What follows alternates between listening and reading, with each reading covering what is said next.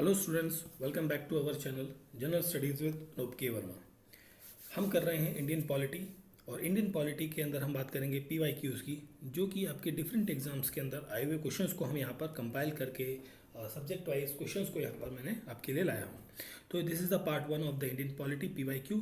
आज हम जो क्वेश्चंस करेंगे मोस्टली क्वेश्चंस आपके यूपीएससी के एग्जाम से रिलेटेड रहेंगे। जो यूपीएससी में क्वेश्चंस पूछे गए हैं उन सभी क्वेश्चंस को हम यहाँ पर देखेंगे फटाफट, ठीक है। तो इससे पहले मैंने ऑलरेडी मॉडर्न हिस्ट्री का पार्ट 1 अपलोड किया है। आई होप सो आप सभी ने उस पर्टिकुलर पार्ट को ज़रूर देखा होगा, ठीक है। तो बढ़ते हैं हम अपने पहले क्वेश्चन की तरफ, जो कि है आपका इंडियन पॉलिटी का। तो this is question is just a minute, what happening. Okay, so ये है हमारा पहला क्वेश्चन इंडियन पॉलिटी का। तो इसमें पूछा है विच one of the following statement best reflects the chief purpose of constitution of a country. 2023 में ये क्वेश्चन पूछा गया था यूपीएससी के अंतर्गत। तो चीफ पर्पस क्या है कॉन्स्टिट्यूशन का, ठीक है। तो यहाँ पर जो चीफ पर्पस रहेगा वो रहेगा कि बेसिक प्रिंसिपल या लॉ ऑफ नेशन जो कि डिटरमाइन करेंगे पावर एंड ड्यूटीज़ किसकी, गवर्नमेंट की, ठीक है। बट यहाँ पर आप करेंट का आंसर आप करेंगे defining and limiting power of the government. That is option C होगा यहाँ पर क्वेश्चन का करेक्ट आंसर। और ये क्या प्रोवाइड करता है, ये लेजिटिमेट लीगल या और पॉलिटिकल बेसिस जो है गवर्नमेंट की, ठीक है, जो पावर को पर्पस और लॉ को इनेक्ट करने के लिए एक पब्लिक सर्विस या सेटलिंग डिस्प्यूट उनका काम करती है, ठीक है। और बेसिकली यहाँ पर जो limiting power and the government define करेगा। बेसिकली कॉन्स्टिट्यूशन का मेन काम क्या है कि वो डिफाइन करेगा कि this is the power of the government, ये आपकी हद है, इसके आगे आपको नहीं जाना है। मतलब इन चीज़ों को एक लिमिटेशन में, दायरे में रखने का जो पर्पस है वो इसका मेन पर्पस यहाँ पर क्वेश्चन का आंसर है। यह सरकार की शक्तियों को परिभाषित व सीमित करता है। कौन? कॉन्स्टिट्यूशन। अदरवाइज यहाँ पर मोनार्की सिस्टम या होता ना डिक्टेटरशिप चालू हो जाएगी अगर जो यहाँ पर कॉन्स्टिट्यूशन ना हो, ठीक है। अगला क्वेश्चन है यहाँ पर क्वेश्चन नेक्स्ट क्वेश्चन है consider the following statement in respect of the constitutional day. संविधान दिवस मनाया जाता है, कब मनाया जाता है? 26 जनवरी को हर साल मनाया जा रहा है, ठीक है। उससे रिलेटेड आपकी स्टेटमेंट्स हैं, आपको बताना है कौन सा स्टेटमेंट करेक्ट है, क्या नहीं है, ठीक है। असिस्टेंट रीजन क्वेश्चन है ये। स्टेटमेंट 1 है constitution day is celebrated on 26 November every year to promote constitutional values among the citizens. तो पहला स्टेटमेंट क्या है आपका यहाँ पर? करेक्ट है। First statement is the correct, ठीक। अब जो कॉन्स्टिट्यूशन बनता है, देखिए ये कॉन्स्टिट्यूशन या कॉन्स्टिट्यूएंट असेंबली जो है वो बनती है नवंबर 1946 को। किसकी रिकमेंडेशन पर? कैबिनेट मिशन प्लान जो 1946 में आता है उसके रिकमेंडेशन पर ये फॉर्मूला तैयार होता है, ठीक है। और 26 नवंबर को हर साल हम इसे मनाते हैं, ठीक है। पहला तो करेक्ट है। सेकंड में है 26 November 1946 the constituent assembly of India set up a drafting committee. इस डेट में ड्राफ्टिंग कमेटी बनती है under the chairmanship of doctor PR Ambedkar to prepare a draft constitution of India. नहीं, ये तो गलत है। ये होती है एक्चुअली जो कॉन्स्टिट्यूशन बेसिकली जो हम बात कर रहे हैं ड्राफ्टिंग कमेटी की, तो ये 26 नवंबर को नहीं, ये बनती है आपकी कब? 29 अगस्त को। 29 अगस्त 1947 को ये बनती है, ठीक है। और इस डेट को ये लागू होता है, मतलब इम्प्लीमेंट होता है बेसिकली, कम्प्लीटली नहीं बट हाँ इसका एक कुछ हिस्सा जो मेजर हिस्सा था वो यहाँ पर इम्प्लीमेंट होता है। बाकी रेस्ट ऑफ द कॉन्स्टिट्यूशन का पार्ट वो कब इम्प्लीमेंट होता है, इफेक्टिव होता है, वो 26 जनवरी 1950 को इम्प्लीमेंट किया जाता है। तो यहाँ पर सेकंड स्टेटमेंट क्या है? रॉन्ग है। तो क्वेश्चन का करेक्ट आंसर मिलेगा option number C. First statement is correct and second is incorrect, ठीक है। चलिए आगे बढ़ते हैं हम अपने अगले क्वेश्चन की तरफ। सो हमारा अगला क्वेश्चन है, हमारा नेक्स्ट क्वेश्चन है विच one of the following factor constitute the best safe guard of liberty in liberal democracy. तो यहाँ पर करेक्ट आंसर होगा सेपरेशन ऑफ पावर, ठीक है, शक्तियों का पृथकीकरण। देखिए सेपरेशन ऑफ पावर जो है वो लेजिस्लेचर, देखिए सेपरेशन ऑफ पावर जो है किन तीन मेजर बॉडीज़ के बीच में देखने को मिलेगा। एक तो लेजिस्लेशन के बीच में जिसे हम विधायिका कहते हैं, दूसरा कार्यपालिका जो एग्जीक्यूटिव है, और third one is the judiciary न्यायपालिका। इन तीनों के बीच में जो पावर्स का डिस्ट्रीब्यूशन है वो देखने को मिलता है, जो कि सेफ गार्ड करती है किसको, लिबर्टी ऑफ डेमोक्रेसी को। ठीक है, अगर जो ये गड़बड़ करेगी, मतलब ये गड़बड़ करेगी तो उसके लिए ये है, और ये दोनों गड़बड़ करेंगे तो ये है। ठीक है, तो इस तरीके से यहाँ पर रहता है। सेपरेशन मिनिमाइज करता है possible arbitrary excess of the government को, मतलब जो गवर्नमेंट है उसके एक्सेसिव पावर को लिमिट करने का काम करता है यहाँ पर। ठीक है,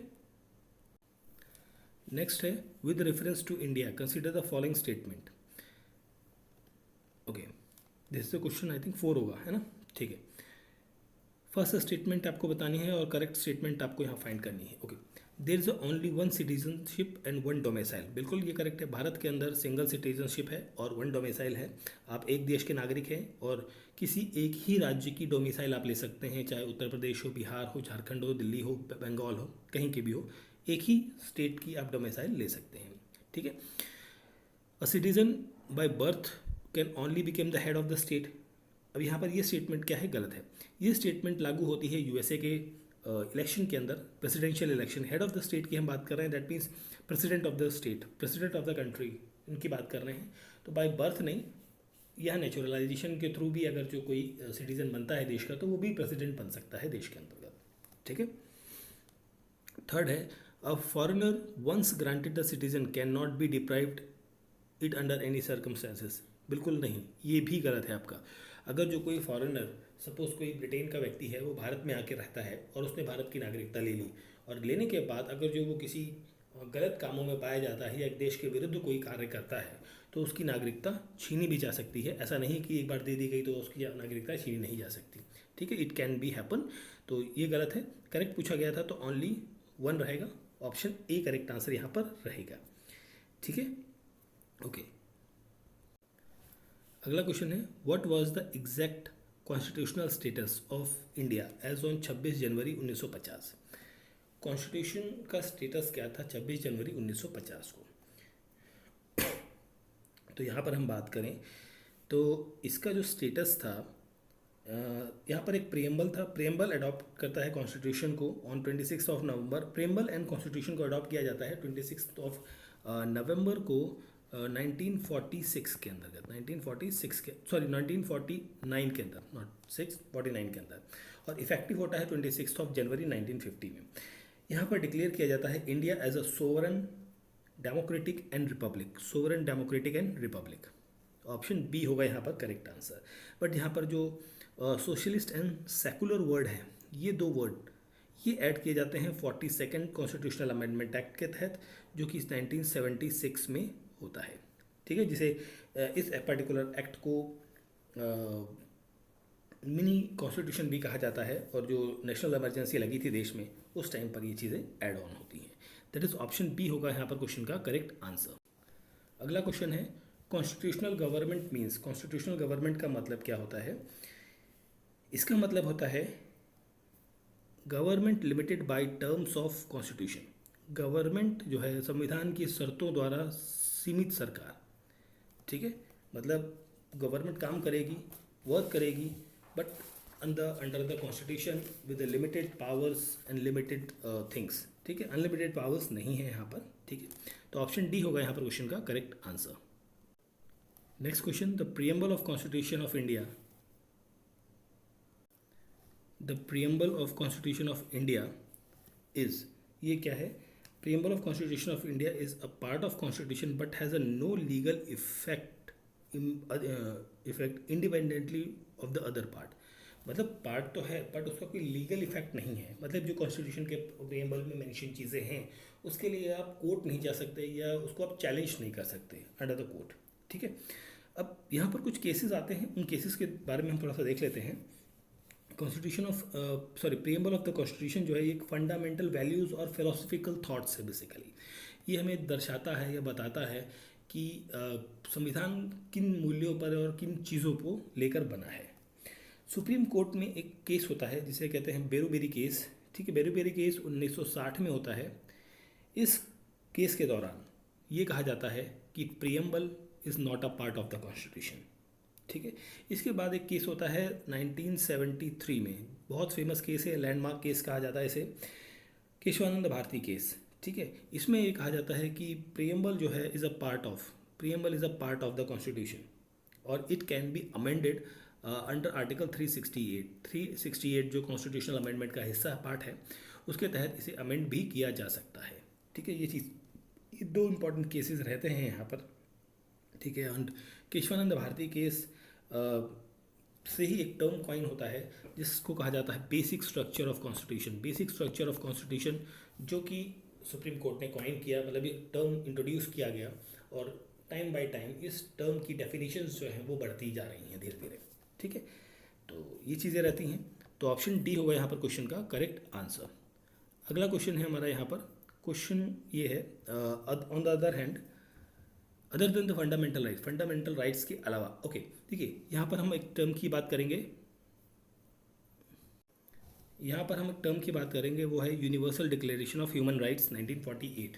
ठीक है, तो other than fundamental rights which of the following part of constitution of India reflects the principle of provision. देखिए, Universal Declaration of fundamental right और भारत के जो फंडामेंटल राइट्स हैं उन दोनों के बीच में कौन सी चीज़ें जो है वो एक तरीके से समांतर या कॉमन देखने को मिलती हैं, इसके बारे में हमें यहाँ पर बात करनी है। तो यहाँ पर जो है इंडियन कॉन्स्टिट्यूशन जो है वो ग्रेटली बहुत ज़्यादा प्रभावित है किससे, universal Declaration of Human rights से, जो 1948 का पार्ट है। और पार्ट 3 जो है, मतलब पार्ट थ्री यहाँ पर फंडामेंटल राइट्स के लिए बात करता है। Part 3 that is part 3 fundamental rights का है। पार्ट 4 आपका डीपीएसपी का हिस्सा है, पार्ट 4, दिस इज़ पार्ट 4। ठीक है, जो कि क्लोज रिसेंबल करता है Universal Declaration of Human rights के साथ में। और preamble also provides the social, economic, political और जस्टिस, पॉलिटिकल एंड जस्टिस, जो यूडीएचआर हम इसे कहते हैं, universal Declaration of Human rights को यूडीएचआर के नाम से भी हम जाना जाता है। और आर्टिकल 28 एंड 29 जो इस पर्टिकुलर डिक्लेरेशन के हैं वो भी यहाँ पर फंडामेंटल ड्यूटीज़ के साथ में रिसेंबल करते हैं। ठीक है, तो मतलब यहाँ पर प्रियम्बल भी है। देखो, इन दोनों में बेसिकली सिंपल आप ये समझ लीजिए कि इन दोनों हिस्सों में कॉमन क्या पूछा गया है, कि कॉमन क्या है। प्रियम्बल भी कॉमन है दोनों में, डीपीएसपी भी कॉमन है और फंडामेंटल ड्यूटीज़ भी कॉमन है। अब वो चीज़ें कौन कौन सी कॉमन है अभी हम देखते हैं। तो यहाँ पर क्वेश्चन का करेक्ट आंसर तो ऑप्शन नंबर डी मिल गया आपको। Done, okay. अब देखिए आर्टिकल 1 एंड 2 जो किसका है, इसका यूडीएचआर का जो आर्टिकल 1 एंड 2 है, वो आर्टिकल 1 एंड 2 ये बात करता है human dignity, equality and brotherhood के बारे में। Article 3 to 11, article 3 to 11 of UDHR, ये आपके right of individuals, right of life या इक्वलिटी बिफोर द लॉ, ठीक है, इन सब चीज़ों के बारे में यहाँ पर बात होती है। और आर्टिकल 12 से 17 ये फ्रीडम ऑफ मूवमेंट या राइट टू नेशनैलिटी, इन सब चीज़ों के बारे में यहाँ पर डिस्कशन होता है। और 18 से लेकर 21 तक, ठीक है, ये आर्टिकल्स जो हैं ये हम फंडामेंटल राइट्स की नहीं, हम बात कर रहे हैं universal Declaration of Human rights की। इसके अंतर्गत स्पिरिचुअल और रिलीजियस जो राइट्स हैं एक इंडिविजुअल के, उन सब के बारे में बात करी जाती है। और 22-23 है, 22 से 27, नॉट 23, 22 to 27 ये right to work, right to rest and leisure, इन सब चीज़ों के बारे में बात करता है। और 28 से 30 ये जो 3 आर्टिकल है लास्ट के, ये राइट कम्स अंडर ऑब्लिगेशन, जो इंश्योर करता है यूडीएचआर के अंतर्गत to violate any spirit of United Nation. ठीक है, तो ये बहुत सारे आर्टिकल्स हैं जो यूडीएचआर के और फंडामेंटल राइट्स के ऑलमोस्ट सिमिलर हैं और उसी आर्टिकल रेंज के अंतर्गत आते हैं। ठीक है, चलिए आगे बढ़ते हैं हम नेक्स्ट क्वेश्चन की तरफ। सो हमारा नेक्स्ट क्वेश्चन है यहाँ पर, ओके, नेक्स्ट क्वेश्चन है हमारा यहाँ पे, कहाँ चला जाता है ये बार बार। ओके, नेक्स्ट क्वेश्चन है, in the context of India which one of the following is the characteristic appropriate for bureaucracy. निम्नलिखित में से या भारत के संदर्भ में नौकरशाही के लिए निम्नलिखित में से कौन सी विशेषता उपयुक्त है। ये 2020 यूपीएससी के एग्जाम्स में पूछा गया है। तो यहाँ पर है an agency for implementation of public policy. देखिए ब्यूरोक्रेसी का बेसिकली काम क्या है, देखिए लेजिस्लेचर क्या करता है, लेजिस्लेचर कानून बनाता है और उस कानून को लागू करने का काम कौन करता है, ब्यूरोक्रेसी करती है, या आप इसे कह सकते हैं एग्जीक्यूटिव पार्ट जो है इसका वो करता है। ठीक है, ब्यूरोक्रेसी एक एग्जीक्यूटिव आर्म है किसकी, गवर्नमेंट की। ठीक है, जो एडमिनिस्ट्रेटिव पॉलिसी को इम्प्लीमेंट करता है ऑन द ग्राउंड। ठीक है, ऑप्शन डी होगा यहाँ पर क्वेश्चन का करेक्ट आंसर। ठीक है। नेक्स्ट क्वेश्चन है हमारा यहाँ पर, a constitutional government by definition is a, constitutional government क्या होती है बाय डेफिनेशन, ये होती है आपकी एक लिमिटेड गवर्नमेंट। ठीक है, limited government, option number D होगी करेक्ट आंसर। एंड जो प्रोवाइड करेगी लिमिटेशन किसको, गवर्नमेंट को, और प्रोटेक्ट करेगी फंडामेंटल राइट्स किसके, ऑफ द सिटीजन्स के। ठीक है, चलिए नेक्स्ट हम बात करते हैं अगले क्वेश्चन की तरफ। Ninth schedule was introduce in the constitution of India during the prime ministership of, ninth schedule जो है वो कब लाया गया था। नाइन्थ शेड्यूल आता है फर्स्ट कॉन्स्टिट्यूशनल अमेंडमेंट के तहत, जो कि 1951 में आता है। 1951 में कौन प्रधानमंत्री थे, जवाहरलाल नेहरू जी थे। ठीक है, अब यहाँ पर नाइन्थ अमेंडमेंट जो है ये मेड किया जाता है, मतलब नाइन्थ शेड्यूल का, कि इम्यून किया जा सके किस चीज़ को, मतलब बचने के लिए बेसिकली एक बैकडोर ओपन किया जाता है for the judicial review. Judicial review का जो कॉन्सेप्ट था वो नाइन्थ शेड्यूल पर लागू नहीं होगा। उसके लिए अगर जो कोई फंडामेंटल राइट वायलेट हो रहा है और उस चीज़ को आप नाइन्थ शेड्यूल में डाल दे रहे हो, तो then it can not be comes under the judicial review. But after some times, कुछ समय के बाद सुप्रीम कोर्ट ने कहा कि भाई ऐसा नहीं चलेगा। ठीक है, आपको जुडिशरी के या जुडिशियल रिव्यू के अंतर्गत तो आना ही पड़ेगा। ठीक है, तो ये चीज़ रहती है यहाँ पर। नेक्स्ट क्वेश्चन है, अगला क्वेश्चन हमारे यहाँ पर, सॉरी नेक्स्ट क्वेश्चन है यहाँ पे हमारा, okay, consider the following statement, the parliament of India can place a particular law in 9th schedule of the constitution. अगर जो पार्लियामेंट 9th शेड्यूल के अंतर्गत ला देता है किसी एक्ट को, ठीक है, तो क्या होगा आपको बताना है। Parliament of India can place a particular law, किसी पर्टिकुलर लॉ को 9th शेड्यूल में डाल सकता है, बिल्कुल डाल सकता है भाई, बिल्कुल डाल सकता है। 9th शेड्यूल के अंदर बेसिकली लिस्ट कंटेन्स है, कौन सी लिस्ट है, एक सेंटर की लिस्ट है और एक स्टेट की लिस्ट है। ठीक है, यहाँ पर शेड्यूल जो है बिकम पार्ट ऑफ कॉन्स्टिट्यूशन बनता है 1951 में, जैसे कि हमें पता है कि उसी अमेंडमेंट के तहत इसे एड ऑन किया गया था। ठीक है, the validity of a law placed in 9th schedule can not be examined by any court and no judgement can be made. देखिए ये इनकरेक्ट है, but it was correct till some time period ago. ठीक है, but now एक case होता है जिसे हम केस का नाम था शेलो वर्सेस शिएलो वर्सेस स्टेट ऑफ तमिलनाडु। ये केस होता है 2007 के अंदर। ठीक है, इसमें सुप्रीम कोर्ट ने ये क्लियरली कहा कि जो शेड्यूल 9 है that is open for the judicial review. Judicial review जाएगा उसमें, मतलब अगर जो शेड्यूल के अंदर कोई चीज़ आपने ऐड की है और वो कॉन्स्टिट्यूशन के बेसिक स्ट्रक्चर को हार्म कर रही है, then that it will be come under the judicial review, उस पर हम अपनी समीक्षा करेंगे। ठीक है, तो ये चीज़ यहाँ पर देखने को मिलती है, तो ये गलत हो जाता है। फर्स्ट करेक्ट है, दैट इज ऑप्शन ए होगा यहाँ पर क्वेश्चन का करेक्ट आंसर। अगला क्वेश्चन है हमारा, नेक्स्ट क्वेश्चन है यहाँ पे, democracy superior virtue in the fact that it call it into activity। लोकतंत्र का श्रेष्ठ गुण इस तथ्य में है कि यह गतिविधि में काल करता है। ओके, तो यहाँ पर हम बात करें तो यहाँ पर है N intelligence and character of ordinary man and women, ये होगा यहाँ पर क्वेश्चन का करेक्ट आंसर। ठीक है, यहाँ पर क्या है, डेमोक्रेसी कम्स, बेसिकली डेमोक्रेसी का एक ग्रीक वर्ड है और डेमो का मतलब होता है पीपल, और देखो डेमो का मतलब होता है पीपल, और क्रेसी या क्रेटो बेसिकली इसकी जो वर्ड यूज़ किया जाता है वो क्रेटो होता है। क्रेटो का मतलब होता है पावर, तो मतलब पावर ऑफ द पीपल। ठीक है, और डेमोक्रेसी रिक्वायर करती है बेसिकली वोटर्स डिसीजन, जो वोट करेंगे आप, मतलब जो आम जनता है वो वोट करेगी, अपना डिसीजन बताएगी कि भाई हम किसको चुनना चाहते हैं वगैरह, ये सब चीज़ें। तो intelligence and character of ordinary man and womens पर बेस्ड है। ठीक है, that is option one is sorry option A is the correct answer यहाँ पर रहेगा। नेक्स्ट क्वेश्चन है हमारा यहाँ पर, the mind of makers of constitution of India is reflected in the mind of constitution. कहाँ रिफ्लेक्ट होता है, ये रिफ्लेक्ट होता है प्रियम्बल के अंदर। ठीक है, प्रियम्बल जो है एक तरीके के फंडामेंटल वैल्यूज़ और फिलोसफिकल थॉट्स को दर्शाता है, और ये बेसिक फिलोसफी या fundamental values like political, moral, religious, इन सभी चीज़ों को यहाँ पर शो ऑफ करता है। ठीक है, दैट इज ऑप्शन ए होगा यहाँ पर क्वेश्चन का करेक्ट आंसर। नेक्स्ट क्वेश्चन है हमारा यहाँ पर, विच one of the following objective is not embedded in the preamble of the constitution. कौन सी चीज़ यहाँ पर प्रियम्बल में नहीं है। जैसे कि अगर जो बात करूँ आपको, डेफिनेटली मैं आपको बताऊँ, प्रियम्बल आपको रटा होना चाहिए, रट्टा होना चाहिए, लिटरली बोल रहा हूँ, रट्टा होना चाहिए। एक एक वर्ड उसका कौन सी चीज़ कहाँ पर है आप रट डालो, जैसे हम बचपन में क्या करते थे ना, पैराग्राफ को रटना। तो एक छोटा सा पैराग्राफ है 10-12 लाइनों का टोटल, इन टोटल 10-12 भी नहीं है, शायद कम ही है, तो उन सभी को आप रट डालो। क्या है प्रीएम्बल, क्या कहता है, we the people of India, ठीक है, we the people of India एक हाईलाइटेड टर्म है, ठीक। इसके बाद कम आता है have solemnly resolve the constitution of India into a sovereign socialist secular and democratic republic and to ensure all of its citizen, ये चीज़ कहता है। साथ में अब बात करता है जस्टिस की। जस्टिस कितने टाइप के आ रहे हैं, 3 टाइप के, सोशलिस्ट, इकोनॉमिक एंड पॉलिटिकल, ठीक है, sorry, socialist, economic and political. Liberty आती है थॉट की, expression, belief, faith and worship. Equality आती है स्टेटस एंड अपॉर्चुनिटी की, ठीक है।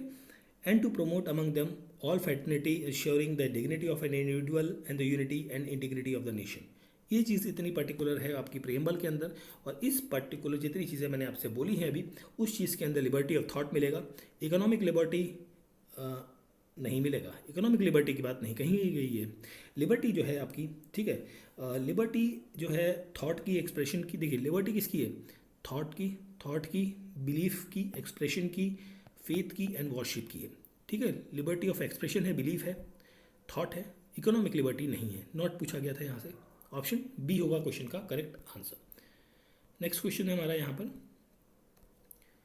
One of the implication of equality in society is the absence of, ठीक है, is the absence of privileges, विशेषाधिकार, ठीक है। Equality means equal rights to all the people, जितने भी लोग हैं उन सब के लिए इक्वालिटी है, सब समान है।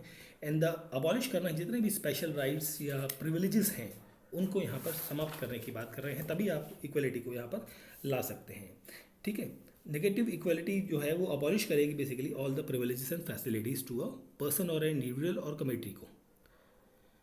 नेक्स्ट क्वेश्चन है हमारा यहाँ पर, the provision of 5th and 6th schedule of the constitution are made to, जो 5th और 6th शेड्यूल का प्रोविजन है वो किसके लिए बना है, ये बना है इंटरेस्ट ऑफ शेड्यूल्ड ट्राइब के लिए। अब हम यहाँ पर बात करते हैं, सबसे पहले तो ऑप्शन ए करेक्ट आंसर है। 5th शेड्यूल जो है, 5th शेड्यूल जो है, इट कम्स, ये बात करता है देश के डिफरेंट स्टेट्स के अंदर जो शेड्यूल्ड ट्राइब्स या शेड्यूल्ड ट्राइबल एरियाज है उनकी इंटरेस्ट को प्रोटेक्ट करने के लिए, सेफ गार्ड करने के लिए, ठीक है। 6th शेड्यूल आपकी बात करता है स्पेसिफिकली 5 स्टेट्स के बारे में, जो कि है असम, मेघालय, त्रिपुरा एंड मिजोरम, ठीक है। इन 4 स्टेट्स के बारे में यहाँ पर 6th शेड्यूल डेफिनेटली बात करता है, उनके एडमिनिस्ट्रेशन के बारे में, उनके स्पेशल स्टेटस या प्रोविजंस जो भी आपको कॉन्स्टिट्यूशन में दिए गए हैं उन सब के बारे में। एक सेकेंड, कहाँ चला गया, चलिए, what happening, bar bar slide भाग जा रही है भाई, क्या दिक्कत है। चलिए, विच one of the following schedule of the Constitution of India contains provision regarding anti-defection, anti-defection law definitely आपको पता है 10th शेड्यूल के अंतर्गत आता है, ठीक है। 10th schedule anti defection law, ये आता है 52nd अमेंडमेंट एक्ट आया था जो, उसके तहत 1985 में ये एड ऑन किया जाता है, ठीक है, इंडियन पॉलिटिकल सिस्टम के अंतर्गत। Option D is the correct answer यहाँ पर रहेगा आपका।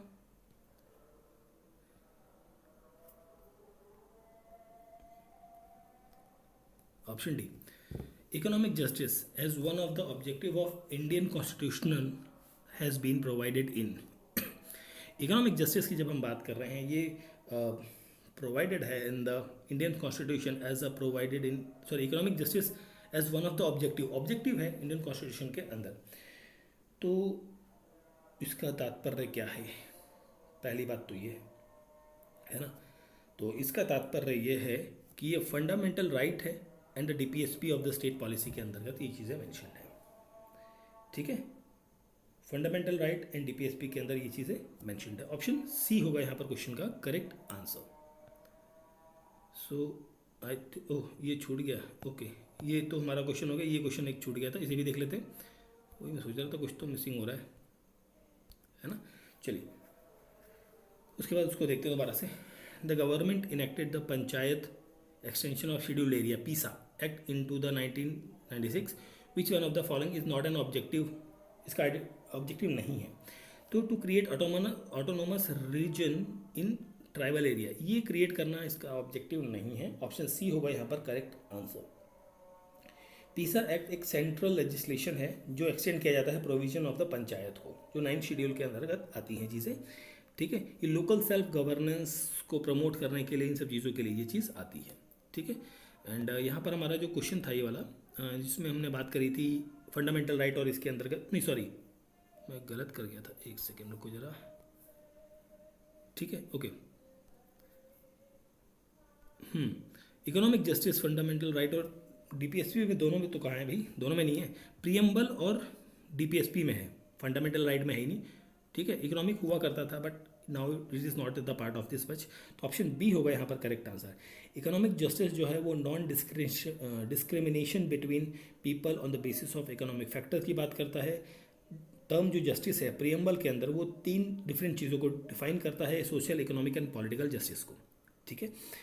और यही जो चीज़ है इकोनॉमिक जस्टिस, ये जब डीपीएसपी के अंदर मेंशनड आती है, तो डीपीएसपी के अंदर आर्टिकल 39 के अंदर ये चीज़ें मेंशनड आपको देखने को मिलेंगी। For all the citizens and mens women equally have educate means of livelihood, और ये सब चीज़ें आपको देखने को मिलती हैं, ठीक है। जैसे equal pay for workers both mens and womens, ये सारी चीज़ें यहाँ पर आ जाती हैं। Operation of economic system does not result the concentration of wealth, ये सब चीज़ें यहाँ पर देखने को मिलती हैं, ठीक है। तो यहाँ पर जो करेक्ट आंसर रहेगा ऑप्शन नंबर डी रहेगा, ठीक है।